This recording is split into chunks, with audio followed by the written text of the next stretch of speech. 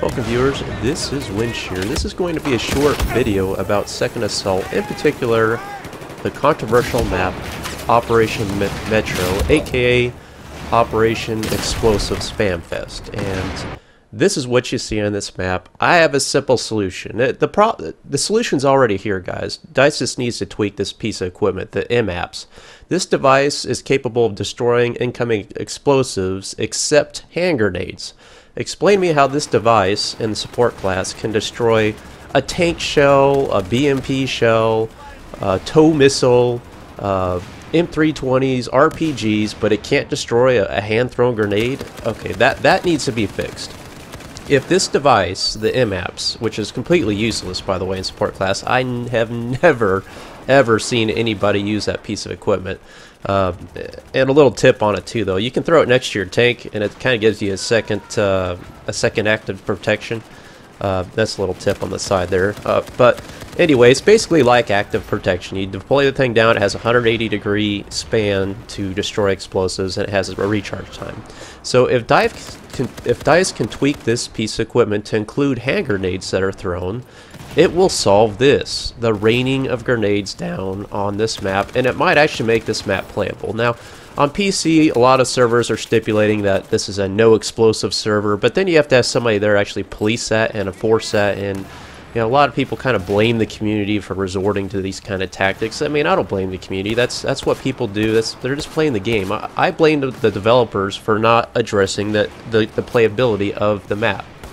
And I already commend them. They have the equipment in place to fix this problem. The MP-APS is your perfect solution. So if we could just maybe adopt this piece of equipment to address hand grenades, you're good to go.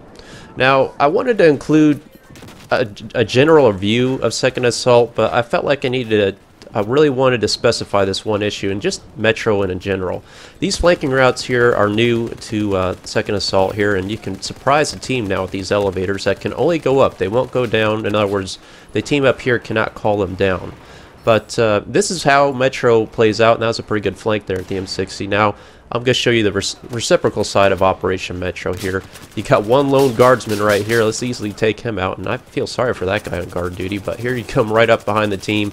Epic flank. I'm not one of these guys on these types of maps that likes to sit up here and just camp, because Conquest, this is how it plays out. If you're on the Russian team, you're basically going to win Conquest, because right off the bat you run into Metro, you secure position B.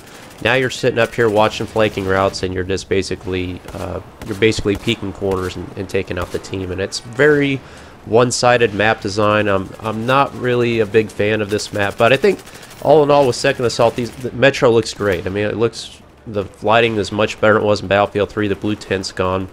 I like the additional flanking routes, but unfortunately, as you can see here, it's just not enough. Now, particularly on console, we're getting acclimated to 64 players on these servers. I mean, it's just a meat grinder and then some. So there's just too many guys at any given time that are able to watch every little flanking corner, and there's always somebody there. There is always another player there.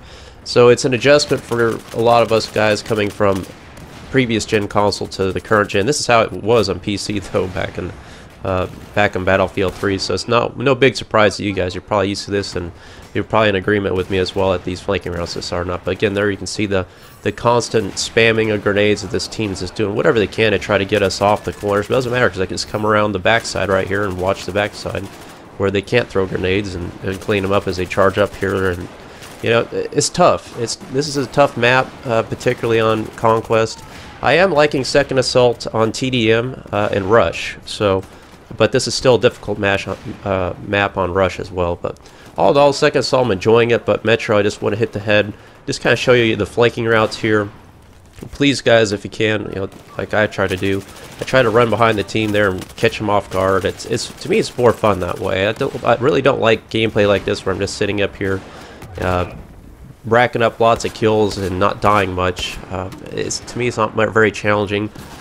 This map, it's like a love-hate relationship with me. Sometimes I love it, sometimes I hate it, but really I'm enjoying more of it on TDM. But my biggest criticism yet, and I'll probably cover this in the Second Assault review I'll be putting out here soon, is that we still have limited player counts on TDM. It's still 20 players. I mean, is that ever going to change on next-gen console? We're supposed to have a seamless experience. I want 32-player TDM. And I want to see obliteration on these matches too, but that hasn't come yet either. A little bit of lack of communication lately on these issues, and time's coming up. It's like, are we going to see something about this addressed soon? The lack of player counts, the lack of player modes. I mean, we do have capture flag now. It's introduced. That's fun, but yeah, a capture flag on this map, I mean, it's next to impossible. Let me know what you guys think about the MP-APS piece of equipment. Is that the solution to the Operation Grenade Spam Fest Metro? Let me know what you think. Please like, subscribe. I will have more content to come about Second Assault.